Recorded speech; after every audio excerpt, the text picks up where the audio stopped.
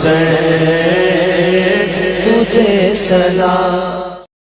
اعوذ باللہ من الشیطان الرجیم، بسم اللہ الرحمن الرحیم۔ ناظرین اکرام السلام علیکم۔ M5 ٹی وی کی خصوصی محرم الحرام کی نشریات فلسفہ شہادت میں سہیل میمن آپ تمام کا استقبال کرتا ہوں۔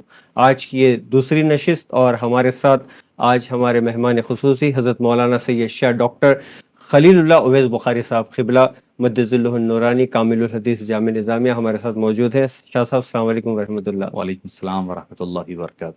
ناظرین اکرام، جیسا کہ آپ جانتے ہیں فلسفہ شہادت یہ محرم الحرام کے لیے جو ہے خصوصی نشریات M5 ٹی وی آپ کے لیے لایا ہے، تو آئیے بلا کسی تاخیر فاسألوا اہل ذکر ان کنتم لا تعلمون اس ارشاد ربانی پر عمل کرتے ہوئے ہمارے سوالات اور حضرت قبلہ کے جو ہے ایمان افروز تشفی بخش قرآن و حدیث کی روشنی میں جوابات حاصل کرتے ہیں۔ شاہ صاحب، جیسا ہمارا موضوع ہے شہادت کربلا اور شہادت امام حسین پہ، تو پہلا جو سوال ہے جنگ کربلا کا آغاز کب ہوا تھا؟ بسم اللہ الرحمن الرحیم، الحمدللہ رب العالمین والصلاة والسلام علی سید الانبیاء والمرسلین وعلی آلہ وصحبہ اجمعین، اما بعد۔ سب سے پہلے تو میں M5 ٹی وی کو فلسفہ شہادت کی اس خصوصی نشریات پر دلی مبارکباد پیش کرتا ہوں کہ ان نشریات کے ذریعے سے سامعین کرام اور ناظرین کے لیے بیش بہا علمی خزانوں میں اضافہ ہوگا اور عوام الناس کو صحیح حقیقی معنوں میں کربلا اور فلسفہ کربلا سمجھنے کا موقع ملے گا۔ آپ کو اور آپ کی تمامی ٹیم کو مبارکباد پیش کرتا ہوں۔ جی بہت بہت۔ دیکھیے، فلسفہ شہادت امام کربلا اور امام عالی مقام رضی اللہ عنہ وارضاہ کے حوالے سے کہ شہادت کی یہ جنگ کا آغاز کب ہوا، دراصل جنگ کربلا کو اگر تھوڑا سمجھنا ہے تو ہمیں تھوڑا سا فلیش بیک میں جانا پڑے گا، یہ دیکھنے کے لیے کہ حضرت آقا کریم علیہ السلام کی وفات مبارک وصال ہوتا ہے 11 سن ہجری، پھر 2 سال 2.5 سال حضرت ابوبکر صدیق کے، پھر 10.5 سال حضرت عمر فاروق رضی اللہ عنہ کے، پھر تقریباً 12 سال حضرت عثمان غنی کے، اور 4.5 سال حضرت علی مرتضیٰ رضی اللہ عنہ وارضاہ کے۔ یہ خلافت راشدہ علی منہاج النبوہ۔ یہاں پہ ایک سوال جو ہے، مولا حسن کے بھی 6 مہینے جو ہے جی میں اسی لیے آ رہا ہوں وہ آگے کہ آپ صلی اللہ علیہ وسلم نے ایک حدیث پاک میں فرمایا تھا الخلافت بعدی ل30 سنۃ، خلافت میرے بعد 30 سال چلے گی۔ اگر ہم حضرت ابوبکر، حضرت عمر، حضرت عثمان اور حضرت علی رضی اللہ عنہم اجمعین کے ساری خلافت کو ملا لیں تو یہ 29 ایئر 6 منتھس کے آس پاس بن رہی تھی۔ اب جیسا کہ آپ نے فرمایا کہ 6 ماہ جو بچ رہے تھے، حضرت حسن مجتبی رضی اللہ عنہ وارضاہ خلیفہ برحق بنے اور خلافت راشدہ ہے، وہ بھی اسی کا حصہ ہے جو سرکار مدینہ علیہ السلام نے دعا فرمائی تھی، یعنی میرے بعد جو بشارت عطا فرمائی 30 سال خلافت چلے گی۔ تو حضرت امام حسن کے 6 ماہ جب مکمل ہوئے تو پھر خلافت علی منہاج النبوہ ہم کہا کرتے ہیں، یعنی وہ خلافت جس کے بارے میں آقا کریم علیہ السلام نے دعا بھی فرمائی اور بشارت بھی دی۔ کیا فرمایا کہ فعلیکم بسنتی وسنت الخلفاء الراشدین المہدیین، تم پر میری سنت بھی لازم ہے، میرے خلفاء راشدین جو خود راشدین بھی ہے، ہدایت والے بھی ہے، ہدایت دینے والے بھی ہیں، ان کی بھی تمہارے اوپر ان کے طریق پر بھی چلنا لازم ہے۔ جب حضرت امام حسن مجتبی رضی اللہ عنہ کے 6 ماہ مکمل ہوئے تو خلافت راشدہ ختم ہو گئی۔ وہاں سے حضرت امیر معاویہ رضی اللہ عنہ، خلیفہ تو ہم نہیں کہتے ہیں، حاکم کہا کریں گے، کیونکہ وہاں سے خلافت بادشاہت ملوکیت ہم کہتے ہیں جس کو، خلافت اب ملوکیت میں تبدیل ہو رہی ہے، یعنی 30 سال کے بعد بادشاہت کا 30 سال کے بعد بادشاہ۔ اور حدیث پاک میں بھی ہے، آپ صلی اللہ علیہ وسلم نے فرمایا تھا کہ خلافت چلے گی ثم یکون ملکن، اس کے بعد جو ہے بادشاہت کا آغاز ہوگا، تو بادشاہت کا آغاز ہوا۔ حضرت امیر معاویہ چونکہ وہ صحابی رسول تھے، ہر چیز کا پاس و لحاظ کرتے، آقا کریم علیہ السلام کی صحبتوں میں رہا تھا انہوں نے، تو بہرحال اسلامی اقدار کو پامال کیے بغیر وہ لے کر چلتے رہے۔ مگر جیسے ہی آپ کی وفات کا بعد کا جو مرحلہ آیا وہ ہوا کہ حضرت امیر معاویہ کو لوگوں کے مشورے پر آپ نے یزید کو اپنا سکسیسر، نائب، خلیفہ، کراؤن پرنس جو بھی کہہ لیں، ولی عہد آپ نے مقرر فرمایا۔ اب یہاں پر سے مسئلہ پیدا ہوا، چونکہ ابھی صحابہ کرام بقید حیات تھے، جن میں جلیل القدر حضرت سیدنا امام حسین، حضرت عبداللہ بن زبیر، حضرت عبداللہ بن عمر، عبداللہ بن عباس رضی اللہ عنہم اجمعین، یہ جلیل القدر صحابہ اور بڑے بڑے صحابہ کے بیٹے ہیں۔ یہ یہ حضرات بقید حیات تھے. ان لوگوں نے یزید کو، سارے کے سارے لوگوں نے یزید کو ماننے سے انکار کیا اس کے پرسنل کیریکٹر کی بنیاد پر. اور اسلامی چونکہ یہ خود جو طریقہ کار اختیار کیا گیا تھا کہ بھئی والد کے بعد بیٹا، تو یہ خود بھی اسلام پسند نہیں کرتا. ہاں جو سب سے قابل ہوگا، اگر بیٹا قابل ہے تو ٹھیک ہے، اگر قابل نہیں ہے تو پھر جو ان میں کیپیبل ہوگا، جو اس میں سب سے زیادہ جس کے اندر کیلیبر ہوگا، تو اسے چاہیے کہ وہ خلافت پر بیٹھے. یہ یہاں سے بات کا آغاز ہوتا ہے. جنگ کربلا کا آغاز یہیں سے ہوتا ہے. حضرت امیر معاویہ کی وفات ہوتی ہے رجب 60 سن ہجری، 60 سن ہجری میں. 30 سال ادھر چلی گئی خلافت، 30 سال حضرت امیر معاویہ کے، 60 سال، 60 ایئرس ہو گئے ہیں. اب 60 ایئر پر یہاں پر وصال کے بعد اب یزید نے جیسے ہی، چونکہ آج بھی ہم دیکھتے ہیں بادشاہت میں یہ ہوتا ہے، جب تک کہ لوگوں کی بیعت، لوگوں کو اپنے کنٹرول میں نہ کیا جائے، وہ اعلان نہیں کرتے ہیں کہ بھئی فلاں کا انتقال ہوا ہے وغیرہ ہے. تو یزید نے اسی مہم کے تحت مروان اور نعمان بن بشیر وغیرہ، یہ جو لوگ تھے، ولید بن عقبہ جو مدینہ پاک کا گورنر تھے، ان کو لکھ کر بھیجا کہ امام حسین سے بیعت لو، رجب کا مہینہ ہے. امام علی مقام رضی اللہ عنہ وارضاہ نے کہا کہ بھئی میں جیسا آدمی نواسے رسول چھپ کر کے رات کے اندھیرے میں بیعت نہیں کروں گا. سب لوگ اگر بیعت کریں گے تو اس کے بعد دیکھا جائے گا. جی بہرحال آپ کے لیے جگہ تنگ ہونے لگی. آپ رجب کے مہینے میں مدینہ منورہ سے، وجہ کیا تھی؟ حالانکہ اگر آپ چاہتے امام حسین تو مدینے میں رہ کر کے اپنی خلافت کا اعلان کر دے سکتے، اپنی حکومت کا اعلان کر دیتے. لوگ ہیں، صحابہ کرام ہیں، چاہنے والے ہیں، مدینے کے لوگ ہیں، آپ کو ڈیفینڈ کرتے. مگر آپ نے کہا کہ نہیں، مدینہ الرسول صلی اللہ علیہ وسلم کو خراب نہ کیا جائے، اس میں خون خرابہ نہ ہونے پائے. آپ وہاں سے نکلے. مکہ مکرمہ والوں نے دعوت دی. حضرت عبداللہ بن عباس، حضرت عبداللہ بن عمر مکہ مکرمہ تشریف لائے، اور آپ شعبان کی ابتدائی دنوں میں 28 رجب کو وہاں سے نکلے. شعبان کی غالباً 2 یا 3 تاریخ کو آپ رضی اللہ عنہ وارضاہ مکہ مکرمہ میں رہے. اب مکہ مکرمہ میں آپ کا قیام رہا. شعبان چلا گیا، رمضان چلا گیا، شوال، ذوالقعدہ.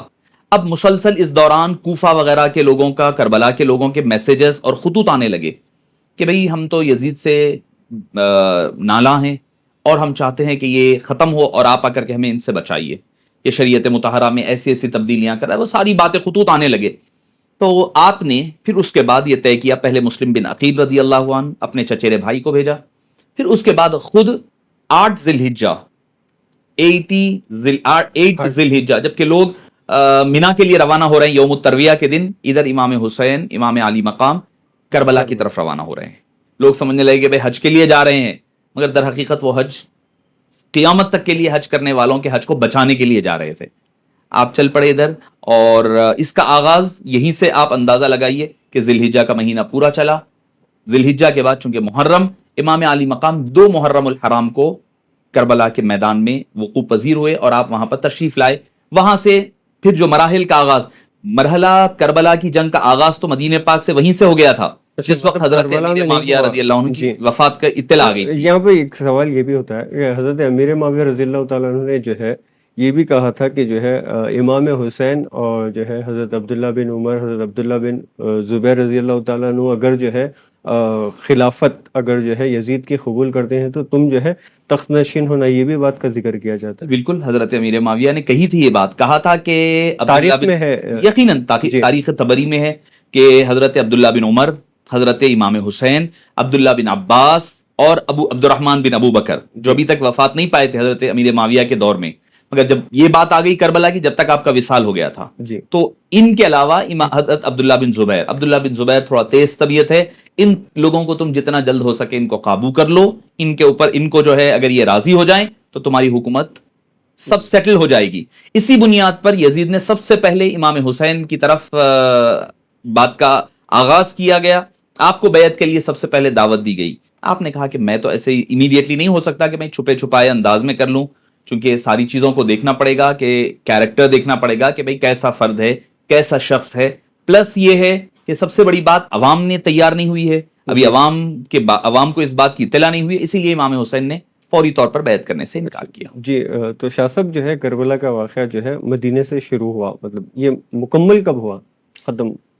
یہ دیکھیے کہ 2 محرم الحرام کو آپ کا راستہ روکا گیا، راستہ روک دیا گیا کہ آپ آگے نہ جائیں گے. اور آپ نے پوچھا ہے ترمذی شریف، تاریخ طبری، تاریخ الخلفاء اٹھا کر دیکھیں تو آپ نے پوچھا کہ کون سی سرزمین ہے، بتلایا گیا کہ یہ کربلا ہے.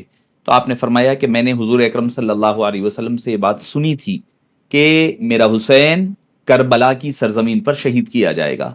تو بولے اب میں یہاں سے آگے نہیں جا سکوں گا کیونکہ تقدیر مجھے یہاں تک لے کر آئی ہے. 2 محرم الحرام سے بات چیت کے مراحل ہونے لگے.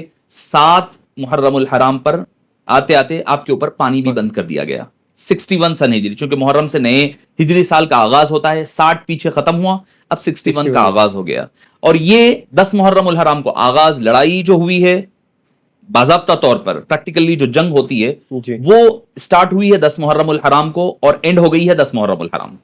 10 محرم کو ختم ہو گئی ہے. مگر یہ جو قافلہ وغیرہ یہ جو مراحل گزرے وہ 20 سفر تک چلتے رہے. 20 سفر المظفر یعنی محرم پورا چلا، سفر کی 20 تاریخ کو جا کر کے قافلہ جو تھا پورے خواتین، آپ صلی اللہ علیہ وسلم کے گھرانے کی خواتین، بچے کچے بچے اور پورا قافلہ 20 سفر المظفر کو مدینہ منورہ واپس پہنچا ہے.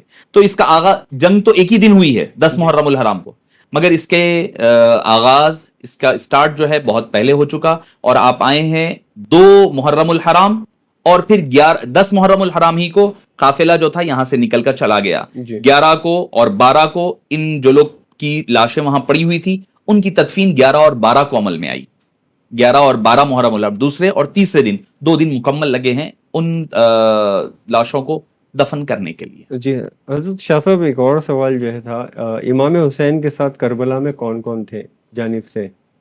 دیکھیے، امام حسین رضی اللہ عنہ وارضاہ کے سب سے پہلی بات کے خاندان کے لوگ تھے. آپ کے اپنے 2 بیٹوں کی شہادت ہوئی ہے. جی. حضرت امام علی اصغر، علی اکبر جن کو کہا جاتا ہے، ان دونوں کی شہادت کربلا میں ہوئی. سب سے پہلے تو آپ کا گھرانہ، آپ کی بیویاں ہیں، آپ کے بچے ہیں. حضرت علی اوسط یعنی امام زین العابدین ہم جنہیں کہتے ہیں رضی اللہ عنہ، وہ بھی تھے کربلا میں، مگر چونکہ وہ علیل تھے اور بیمار تھے اسی لیے کربلا کی جنگ میں آپ شریک نہیں ہوئے، حالانکہ کربلا کے میدان میں موجود تھے. اس کے علاوہ امام حسن رضی اللہ عنہ جو آپ کے بھائی ہیں، ان کے اولاد تھی، ان کے بھائی بیٹے تھے، حضرت قاسم بن حسن وغیرہ ان کی گھرانہ تھا. اس کے علاوہ آپ کے چچے، آپ کے سوتیلے بھائی وغیرہ ہے، حضرت ابو بکر ہے، حضرت عباس علمدار ہے، حضرت عمر ہے. یہ سارے حضرت علی رضی اللہ عنہ وارضاہ وکرم اللہ وجہہ الکریم کے بیٹے جو بی بی فاطمہ رضی اللہ عنہا کے علاوہ ہوئے تھے، دوسری ازواج سے ہونے والے بیٹے ہیں وہ تھے. حضرت ام البنین وغیرہ کے سے جو پیدا ہوئے ہیں وہ تھے. اس کے علاوہ آپ کے حضرت مسلم بن عقیل کے بیٹے، حضرت امام حسین کے بھانجے ہیں، اور آپ کے بھائیوں کے بیٹے، چچیرے تائرے بھائیوں کے بیٹے، یہ خاندان والے. تو خاندان والے کتنے تھے جو شہید ہوئے ہیں؟ 72 لوگ. اس میں سے 3 روایتیں ملتی ہیں، ایک 18 کی، ایک 20 کی، ایک 21 کی. 18 20 یا 21 لوگ آپ صلی اللہ علیہ وسلم کے گھرانے والے تھے. جی. خاندان نبوت کے اہل بیت اطہار جن کو ہم کہتے ہیں نا، تو وہ گھرانے والے تھے. باقی کے جو تھے 50 یا 51 لوگ جو ہیں وہ سارے کے سارے پھر تابعین ہیں، ان میں کے کئی صحابہ کرام جو شہید ہوئے ہیں. ان کے علاوہ خواتین اور جو بیمار تھے حضرت امام زین العابدین اور کچھ اور مرد بھی اس میں باقی رہے ہیں. یہ شاہ صاحب یہاں پہ معذرت کے ساتھ روکیں، امام حسین جو ہے اپنے ساتھ گھر کی عورتوں اور بچوں کو جو ہے کربلا کیوں لے کے گئے ہیں؟ دیکھیے، اس کی 2-3 ریزنز ہے. سب سے پہلی بات یہ ہے کہ امام عالی مقام کا کوئی جنگ کا ارادہ نہیں تھا. جی. آپ نے اس وجہ سے نہیں گئے تھے کہ کوئی جنگ، کیونکہ جنگ میں آدمی جائے گا تو اپنی بیوی بچوں کو نہیں لے آتا ہے کوئی، تو اس سے آپ ایک کلیئر سائن دینا چاہتے تھے کہ میرا کوئی جنگ کا ارادہ نہیں ہے.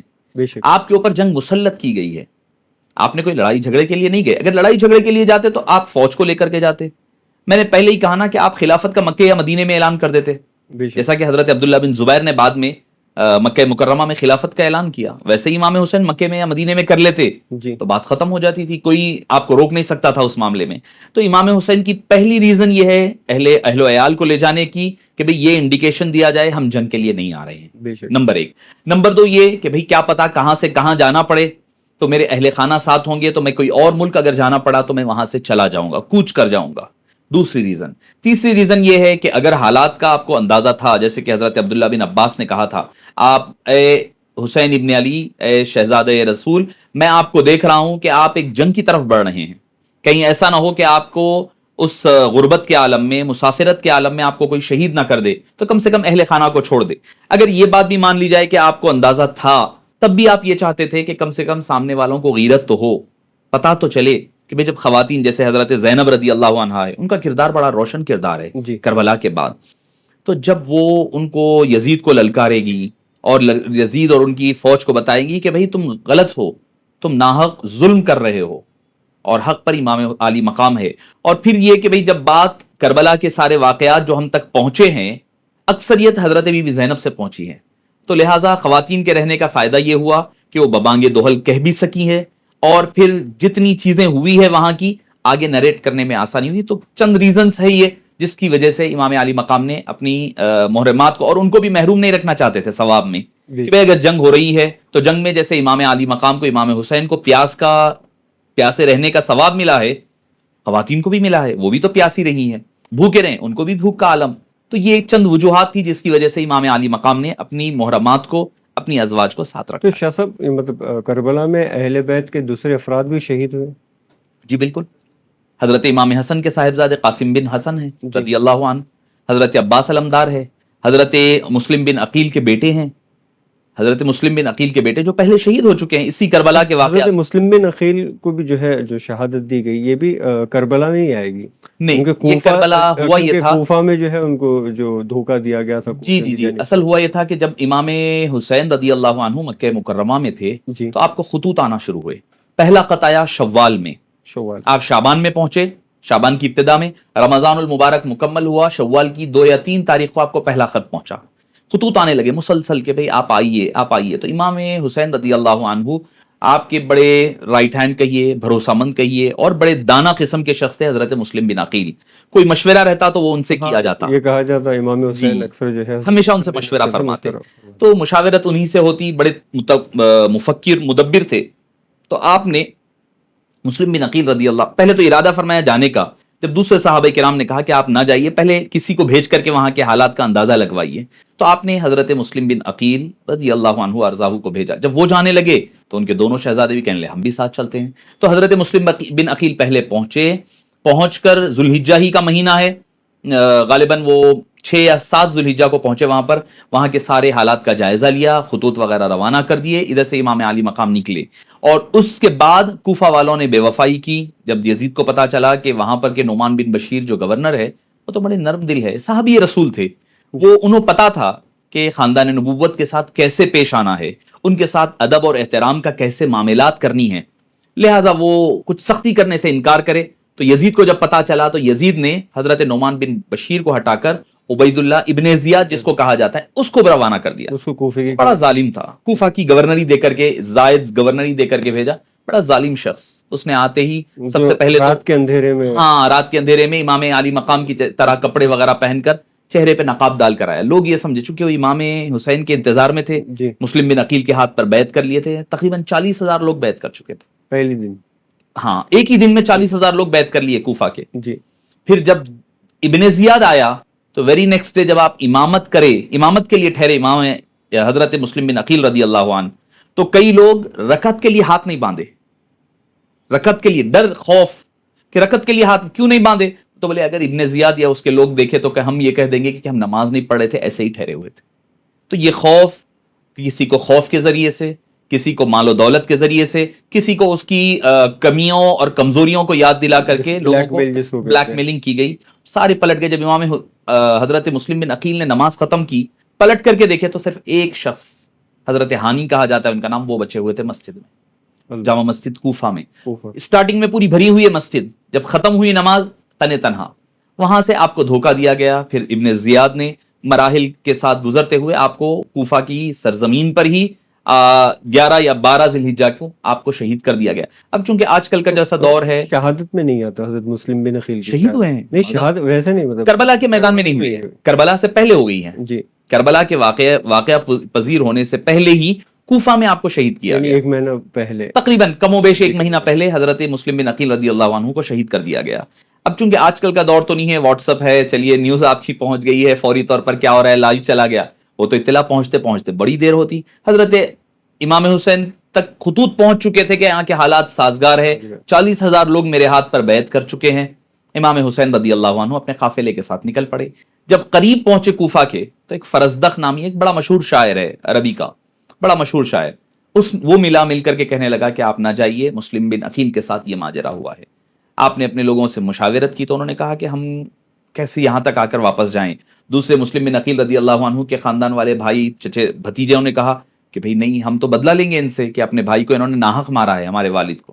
تو تب یہ قافلہ پھر آگے بڑھنے لگا. اس کا یہ مرحلہ ہے یہ مراحل سے گزرتا ہوا پھر وہ محرم کا ایام وہاں تک پہنچے. شاہ صاحب ایک اہم سوال یہ ہے، کیا واقعہ کربلا مسلمانوں کے لیے اہم ہے؟ جی یقینی بات ہے، چونکہ تاریخ کا ایک ایسا روشن باب ہے، حالانکہ ظلم و بربریت اپنے عروج پر ہے. جی اب چونکہ اہل سنت والجماعت جو ہے ہم یا حسین والے لوگ ہیں، واہ حسین والے نہیں ہیں، جی بے شک. واویلا کرنے والے نہیں. ہم یقیناً وہ غمناک اور ظالمانہ سفاکانہ انہوں نے ظلم و ستم کیا، مگر اس کے باوجود بھی امام عالی مقام کا جو مقام، جو شہادت، جو فلسفہ شہادت ہے وہ بہت بلند ہے. جاننا اس لیے ضروری ہے امام عالی مقام. اب جیسا کہ میں ایک منٹ لے کر کے آپ کو بتاؤں کہ جیسے ہم عمومی طور پہ دیکھتے ہیں کئی بزرگان دین کی کرامات کے بارے میں ہم سنتے ہیں، فلاں بزرگ کی یہ کرامت ہے، فلاں بزرگ کی یہ کرامت ہے، فلاں ہے فلاں ہے. اب لوگ سوال کرتے ہیں بھئی امام حسین نبی کے نواسے ہے، سید الشہداء ہے، جگر گوشہ رسول ہے، انہوں نے کیوں کوئی کرامت نہیں دکھائی؟ کیوں کرامت نہیں دکھائی؟ آپ کے سوال کا اسی میں جواب ہے. دیکھیے کہ اگر امام حسین چاہتے کوئی کرامت دکھا دیتے تو ٹھیک ہے، کربلا کے واقعات حالات بدل جاتے تھے، مگر صبح قیامت تک آنے والوں کے لیے نصیحت کیا ہوتی، اس میں پیغام کیا ہوتا؟ بھئی آپ کے پاس میرے پاس تو کرامت نہیں ہوگی نا. بے شک. اب جو حالات ہمارے دنیا بھر میں ورلڈ وائڈ ہم جو دیکھ رہے ہیں عالمی حالات، اس میں تو ہر ایک کے پاس کرامت نہیں ہے. صحیح. امام حسین نے کرامت کی بجائے استقامت کو اختیار کیا. استقامت، ڈٹے رہنا، ظلم کے خلاف، جبر کے خلاف، زیادتی کے خلاف ڈٹے رہ کر کے صبر و تحمل کے ساتھ اس کا مقابلہ کرنا. جان جاتی ہے جائے، مگر ظلم ظالموں کے ساتھ ہاتھ ملانا امام حسین نے گوارا نہیں کیا، استقامت کو اختیار کیا. اب صبح قیامت تک ان کے چاہنے والے، ان کے راستے پر چلنے والے یقیناً استقامت کو اختیار کر کر کے ایسے حالات جب بھی پیدا ہوں گے، جیسے کہا نا کہ قتل حسین اصل میں مرگ یزید ہے، اسلام زندہ ہوتا ہے ہر کربلا کے بعد.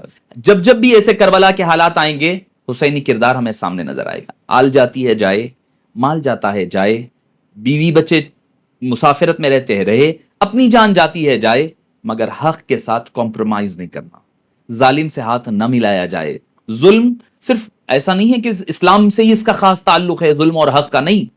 حدیث پاک میں ملتا ہے کہ دعوت المظلوم، اللہ تعالیٰ مظلوم کی دعا کو کبھی رد نہیں کرتا، چاہے وہ مسلم ہو چاہے غیر مسلم ہو.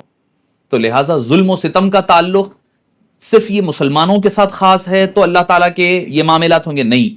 مسلمان ہو، کافر ہو، غیر مسلم ہو، کوئی بھی ہو، مظلوم مظلوم ہوتا ہے، کیونکہ وہ سب اس کے بندے ہیں.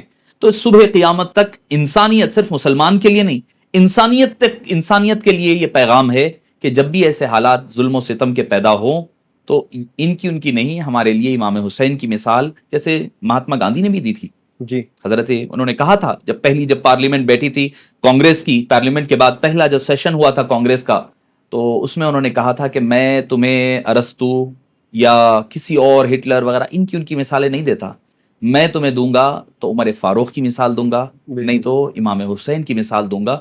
حکمرانی کرنی ہے تو عمر فاروق کی طرح کرو، اگر ظلم کے خلاف ٹھہرنا ہے، انگریزوں سے جو لڑائی ہو رہی تھی ظلم کے خلاف ٹھہرنا ہے تو حسینی کردار کو سامنے رکھا جائے. بے شک. جی شاہ صاحب بڑی معذرت کے ساتھ ایک مختصر سے وقفے کے لیے ہم رکتے ہیں. ناظرین کرام ایک مختصر سا وقفہ اس یقین کے ساتھ آپ کہیں نہیں جائیں گے. میرے حسین تجھے سلام، میرے حسین تجھے سلام. عمرہ ٹرپ حیدرآباد آرگنائزر آف حج اینڈ عمرہ گروپ پیش کرتے ہیں لو بجٹ اور بہترین سہولتوں کے ساتھ عمرہ کی سعادتوں کا موقع. حیدرآباد ایئرپورٹ سے سعودی عرب اور پھر سعودی عرب سے حیدرآباد لوٹنے تک مکمل رہنمائی. مکہ مکرمہ اور مدینہ شریف میں حرم کے قریب 3 سٹارز ہوٹل میں قیام. 3 وقت ذائقہ دار لذیذ حیدرآبادی کھانے، چائے، جوس، فروٹس اور لانڈری کی بھی سہولت. معلم کی رہنمائی میں عمرہ کی سعادت و تمام مکہ اور مدینہ کے مقدس مقامات کی زیارتیں. عمرہ پیکیجز کے متعلق تفصیلات یا بکنگ کے لیے ہم سے رابطہ قائم کریں 9032263316 9700123191 اور 8686926987 پر. ناظرین کرام وقفے کے بعد آپ تمام کا دوبارہ استقبال ہے. آپ دیکھ رہے ہیں M5 TV کی خصوصی نشریات سہیل میمن کے ساتھ خصوصی ٹرانسمیشن کی دوسری نشست یہ فلسفہ شہادت پر، اور ہمارے ساتھ ہمارے مہمان خصوصی حضرت مولانا سید شاہ ڈاکٹر خلیل اللہ اویس بخاری صاحب قبلہ مدد اللہ النورانی ہے۔ بڑھیں گے پھر سوالات کی جانب۔ شاہ صاحب، حضرت امام حسین نے کربلا کا سفر کیوں اختیار کیا؟ کیا صحابہ اکرام جو ہے امام حسین رضی اللہ تعالیٰ عنہ کے ساتھ تھے؟ اور اگر آپ ساتھ تھے تو جو ہے آپ کو جو ہے وہاں جانے سے، کربلا جانے سے کیوں نہیں روکا؟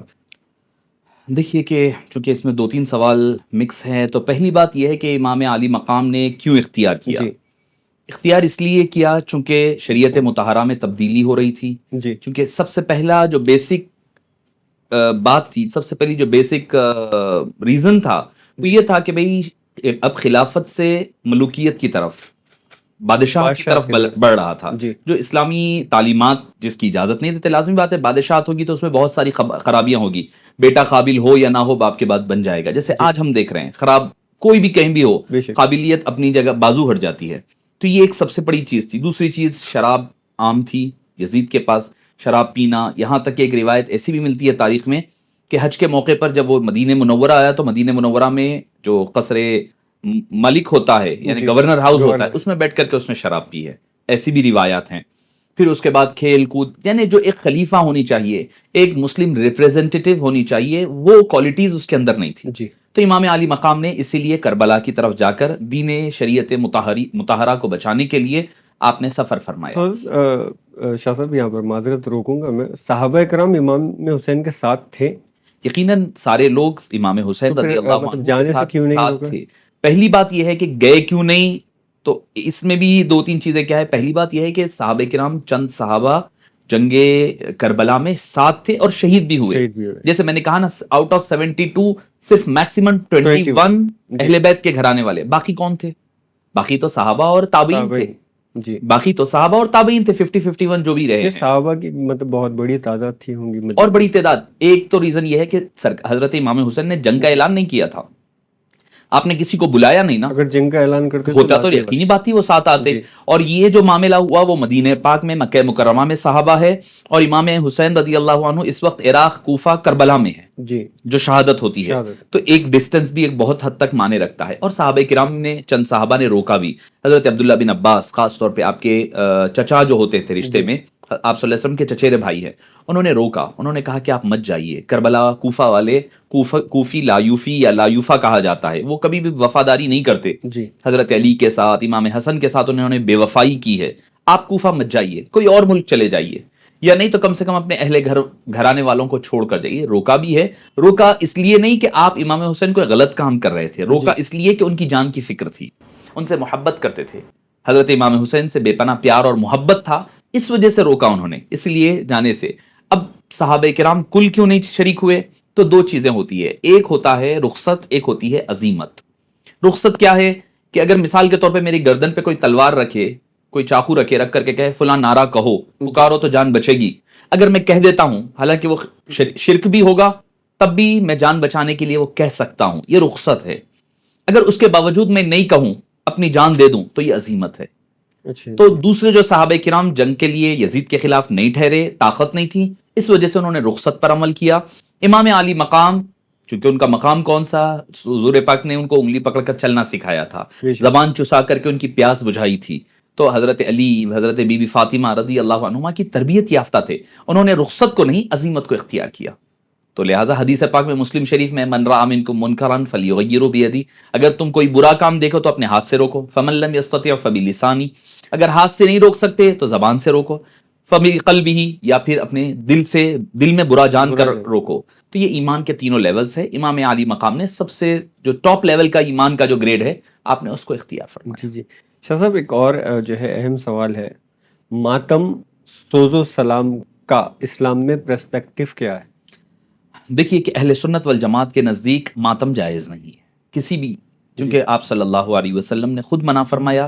امام حسین، ہم جن کا تذکرہ کر رہے ہیں، جو فلسفہ ہے، انہوں نے یہ کہی ہے بات، اپنی بہن کو جو انہوں نے نصیحتیں کی، اس میں کہا تھا کہ ماتم نہیں کرنا، کپڑے نہیں پھاڑنا، نوحہ نہیں کرنا، چیخ پکار نہیں کرنا، واویلا، اپنے سر پر گرد و غبار نہیں ڈال لینا۔ ہاں، غم ہونا ایک اور چیز ہے، غم کرنا ایک اور چیز ہے۔ کسی کا انتقال، میرے کوئی عزیز و اقارب کا، والد والدہ یا رشتہ داروں کا انتقال ہوتا ہے تو غم ہوتا ہے، آنکھ سے خود بخود آنسو نکلتی ہے، یہ من جانب اللہ ہوتی ہے۔ آپ جو احوال پیدا کر لیتے ہیں، ماتم کر رہے ہیں یا کپڑے پھاڑ لے رہے ہیں، چکچکے لگا رہے ہیں، چاقواں چلا رہے ہیں، یہ آپ اپنی طرف سے کر رہے ہیں۔ غم کرنا جائز نہیں ہے، غم کا ہو جانا جائز ہے۔ تو اسلام نے منع کیا ہے ماتم کرنے سے، چیخ پکار کرنے سے۔ ہاں، صلاۃ و سلام آپ نے کہا، غم ہونا یقینی فطری بات ہے بھئی، آل رسول کے پورے کنبے کو شہید کر دیا گیا، اب غم نہ ہو تو اور کیا ہوگا؟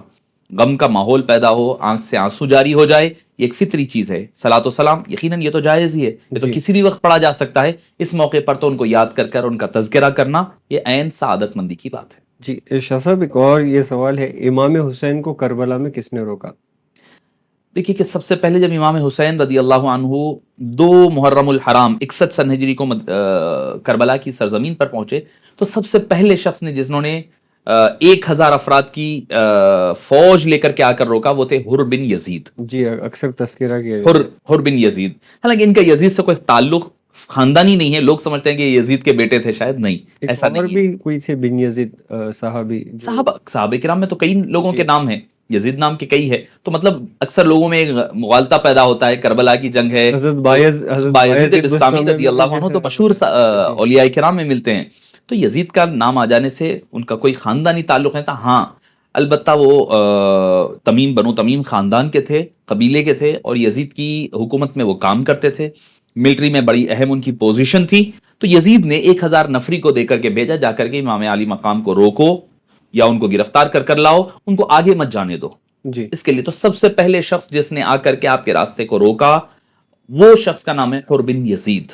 حالانکہ مسلمان تھے، مگر چونکہ دنیا کی دولت کا جب پردہ پڑ جاتا ہے، طاقت کے آگے آدمی مروب ہونے لگ جاتا ہے، تو سب چیزیں ہیچ نظر آنے لگ جاتی ہیں۔ تو وہ تھے حضرت حر بن یزید، بعد میں جا کر کے وہ ادھر قافلے امام حسین کی طرف مل گئے ہیں۔ اور روکنے کے بعد جو ہے آپ کی امامت میں جو ہے حر بن یزید نماز بھی پڑھتے تھے۔ بالکل، امام حسین نے کہا اگر تم چاہتے ہو تو تمہاری الگ جماعت بنا کر پڑھ لو، یا تم امام بن جاؤ، ہم ہماری نماز پڑھ لیں گے۔ انہوں نے کہا کہ آپ کے ہوتے ہوئے کون امام بن سکتا ہے؟ جی حالانکہ تلواریں دیکھیے یزید کے فیور میں ٹھہری ہوئی ہے، مگر دل سب کے جھکے ہوئے امام حسین کی طرف تھے۔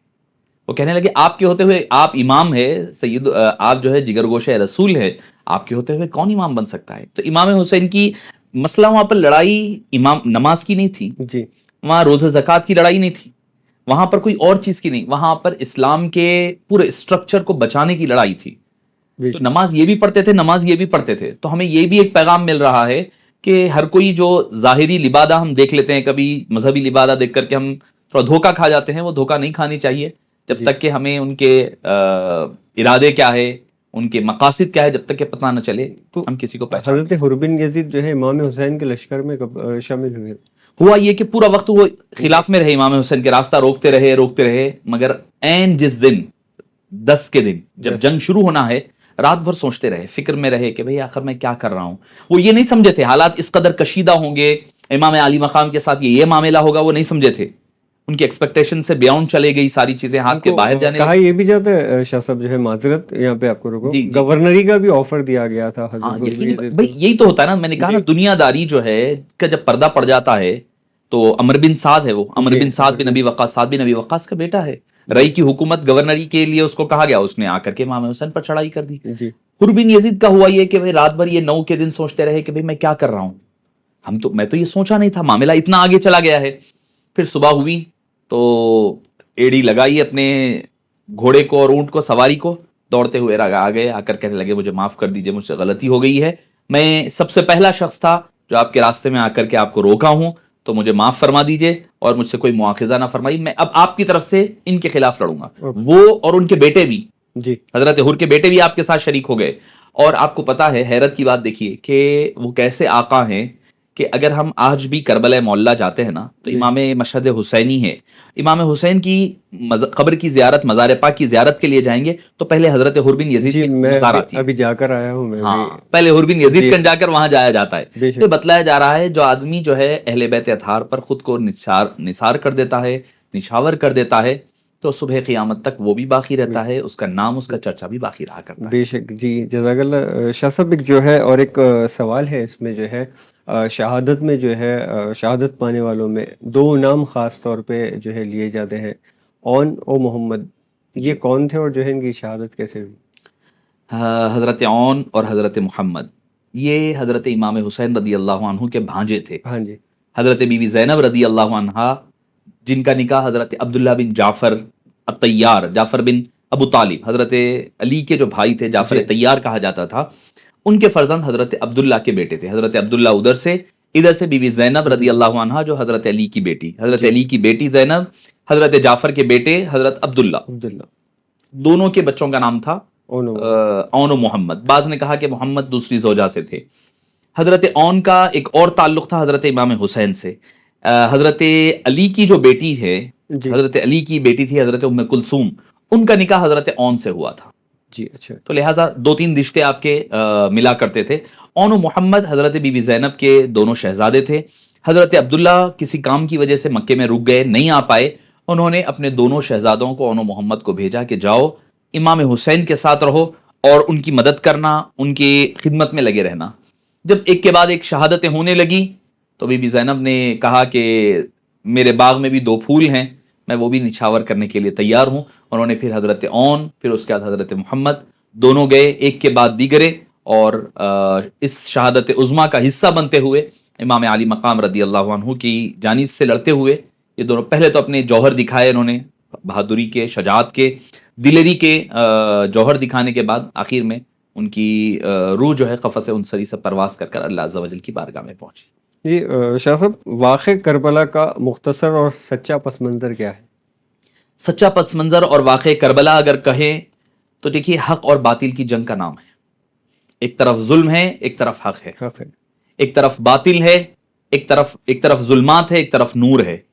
حضرت امام حسین رضی اللہ عنہ سچائی، عدل، انصاف، مساوات، برابری، لوگوں کے ساتھ حسن سلوک، لوگوں کو ان کا حق دلانا، شریعت مطہرہ پر کامل عمل پیرا ہونے کا نام حسینیت ہے. حسینیت اور یزیدیت صرف 2 شخصیت کا نام نہیں رہ گیا ہے، 2 شخصیات نہیں رہی. قیامت تک اب یہ جو ہے 2 ایک علامت بن گئی ہے. حسینیت مطلب حق کا ساتھ ٹھہرنے والی، یزیدیت باطل کا ساتھ ٹھہرنے والی. ظلم، جفا، زیادتی، طغیان، کفر، نفاق، ان ساری چیزوں کا نام یزید بن گیا. حالانکہ یزید بذات خود جنگ میں شریک نہیں رہا، مگر اس کے باوجود وہ ایک علامت بن گیا ہے. آج بھی جب بھی کوئی ظلم کی بات ہوتی ہے تو یزید سے منسوب کر دیا جاتا ہے. حق اور انصاف کی بات ہوتی ہے تو حسینیت کا پرچم نظر آتا ہے. تو پیغام یہ ہے، پیغام دراصل یہ بن گیا ہے کہ حق اور انصاف کی لڑائی کا نام کربلا ہے. صبح قیامت تک یہ رہے گا. جو حسینی کردار کو اپنائے گا وہ حسینی پرچم تلے رہیں گے، جو یزیدی کردار کو اپنائیں گے اور صبح قیامت تک وہ یزیدی پرچم کے تلے نظر آئیں گے. جی شاہ صاحب، یہاں پر یزید کی جو ہے حکومت کے خلاف اور کون کون امام حسین کے علاوہ کھڑے ہوئے تھے؟ دیکھیے پہلے تو ہوا یہ تھا کہ سب حضرات کو یزید کی برائیوں کے بارے میں، اس کی خباثتوں کے بارے میں نہیں پتا چلا. جی. تو اس وجہ سے لوگ تھوڑی خاموش رہے. ایک تو پاور ہے، پاور کی وجہ سے خاموش ہو جاتے ہیں. ظالم کے آگے جو ہے بولنا آسان کام نہیں ہوتا ہے، ظالم و جابر بادشاہ کے سامنے. تو ایک تو سب سے بڑا ریزن تھا صحابہ کرام وغیرہ جو لوگ تھے تابعین خاموش رہے. مگر جب جیسے جیسے اس کی برائیاں نظر آنے لگی، واقع کربلا ہوا. مثال کے طور پر 61 سال کی حکومت ہے اس کی، یزید کی 61 62 63 میں خاتمہ ہو گیا. 60 میں حضرت امیر معاویہ کی وفات، 60 میں بنا، 63 میں ختم. 61 میں واقع کربلا. جی. جب یہ لٹا پٹا قافلہ مدینہ منورہ پہنچ کر کے ساری باتیں بتائی کہ یزید نے، اس کی فوج نے ہمارے ساتھ یہ سلوک کیا، تو مدینہ منورہ کے سارے لوگوں نے اس کی بیعت توڑ دی. جی. انہوں نے کہا کہ ہم اس کو حاکم نہیں مانتے. تو یزید نے ایک لشکر جرار بھیجا، جاؤ جا کر کے مدینہ منورہ پر حملہ کرو. ان کو پہلے وہ جو کہا جاتا ہے کہ جو گھوڑے وغیرہ جو ہے واقع حرہ کہا جاتا ہے، یہ مطلب اس کے واقع کربلا کے بعد کا ہی ہے، پہلے کا نہیں. کربلا کے بعد کا ہے. وہی تو میں یہ کہتا ہوں کہ بھئی اگر واقع کربلا میں اگر یزید کو آپ بچا کر بھی نکال لیں گے نا، چلو وہ شریک بذات خود نہیں تھا، تو واقع حرہ کا کس کو ذمہ دار ٹھہرائیں گے؟ جی. واقع حرہ امام حسین نے تو وہ بات نہ ہو اسی لیے تو مدینہ منورہ چھوڑا تھا. انہوں نے، اس نے کہا تھا کہ جاؤ جا کر کے لوگوں کو دعوت دو، اگر نہ مانے تو 3 دن تک کے لیے تمہارے لیے مدینہ منورہ حلال ہوگا. علامہ ابن کثیر جو 700 سن ہجری میں 700 میں پیدا ہوئے، 774 میں وفات پائی. علامہ ابن کثیر جو علامہ ابن تیمیہ کے خاص شاگرد ہیں، یعنی تمام مکاتب فکر والے مانتے ہیں جنہیں. انہوں نے البدایہ والنہایہ کی جلد نمبر 11 والیوم نمبر 11 میں تفصیلاً لکھا ہے. انہوں نے کہا کہ 3 دن تک مدینہ منورہ میں خون و غارت گیری ہوتی رہی، کئی صحابہ کرام شہید ہوئے، کئی خواتین، کئی خواتین سینکڑوں کی تعداد میں، بلکہ بعض نے تو ہزاروں کہا ہے، یعنی عصمت ریزی کی وجہ سے حاملہ بن گئی بغیر نکاح کے، اور 3 دن تک مسجد نبوی میں گھوڑے باندھ دیے گئے، نماز نہیں ہوئی. یہ واقع ہو رہا ہے اس کے بارے میں تو. اور حبیب پاک نے کیا فرمایا تھا؟ جس نے میرے مدینے کے بارے میں برا سوچے تو اس کا ایمان ایسے ہی ختم ہو جاتا ہے جیسے نمک کو پانی میں ڈالنے پر گھل جاتا ہے. اب مدینے پاک پر حملہ کرنا، مدینے کو تباہ و تاراج کرنا. پھر یہ رہا 62 سن ہجری. تیسرا سال کیا ہوا کہ حضرت عبداللہ بن زبیر نے بھی اعلان بغاوت کر دیا مکہ مکرمہ میں. انہوں نے کہا کہ مکے میں میری خلافت ہوگی، میں نہیں مانتا یزید کو. تو وہاں سے جو مدینہ منورہ سے جو جنگ ختم ہوئی تھی اس نے ختم کی، وہ آ کر کے مکے پر حملہ کر دیا، مکہ مکرمہ میں، جس کے بارے میں قرآن کہہ رہا ہے ومن دخلہ کان آمینا، جو اس میں داخل ہو جائے وہ امن والا ہے. اس نے اس امن والے شہر کو تباہ و تاراج کیا. یہاں تک کہ منجیق، یعنی آج کے دور کے آپ توپ کہہ لیں، میزائلز کہہ لیں، وہ مارے گئے پتھر ڈال کر کے آگ کے گولے کے ساتھ. تو کعبۃ اللہ شریف پر گرے، کعبے کا غلاف جل گیا، کعبے کی دیوار منہدم ہو گئی. عبداللہ بن زبیر رضی اللہ عنہ نے پھر سے دوبارہ اس کو کعبے کو بنایا ہے. اسی دوران اس کی وہاں پر موت ہو گئی یزید کی، 63 سن. تو 3 سال میں یہ 3 بڑے کارنامے کہہ لیے آپ. پہلا کربلا، دوسرا واقعہ حرہ، تیسرا مکہ مکرمہ کی تباہی، وہ بربادی اور اس کا امن و امان غارت کرنا. تو مطلب یہ کہ جب لوگوں کو جیسے جیسے پتا چلا، سارے لوگ اس کے خلاف ہونے لگ گئے. جو قریب تھے، یقینی بات ہے چاپلوس لوگ جو ہوتے ہیں کچھ مال و دولت کی طمع اور لالچ میں، وہ تو ٹھیک ہے، اس کے قلابے ملایا کرتے تعریف کے کہ پیسہ ملتا ہے، کچھ حکومتیں مل جائے گی. مگر صحابہ کرام، تابعین وغیرہ نے، ان لوگوں نے اس کی مخالفت کر دی. جی شکریہ شاہ صاحب. اس پوڈ کاسٹ کا جو ہے آخری جو ہے یہ سوال، کربلا سے ہمیں جو ہے کیا درس ملتا ہے؟ کربلا سے جیسے میں نے ابھی جیسے کہا کہ کربلا سے درس یہ ملتا ہے کہ حق کے لیے ٹھہرنی چاہیے، حق کے لیے ایک سٹینڈ لینی چاہیے، چاہے کوئی اپنا ہو پرایا ہو. حالانکہ رشتے کے اعتبار سے یزید ماموں ہوتا ہے امام حسین کا، یزید ماموں ہوتا ہے. آپ صلی اللہ علیہ وسلم کی زوجہ ہے حضرت ام حبیبہ. جی، ام حبیبہ رضی اللہ عنہا کا سگا بھائی ہے یزید، حضرت ابو سفیان کے بیٹے. جی، حضرت امیر معاویہ ہے. حضرت امیر معاویہ اور حضرت ام حبیبہ دونوں بہن بھائی ہے. جی، حضرت امیر معاویہ کے بیٹے کا نام یزید ہے، اور ام حبیبہ سرکار دو عالم صلی اللہ علیہ وسلم کی زوجہ، حضرت امام حسین کی نانی ہونا ہے. رشتے کے اعتبار سے سگی نہیں ہوگی، سوتیلی، مگر نانی ہے وہ. تو رشتے کے اعتبار سے ماموں بھانجے کا رشتہ ہے.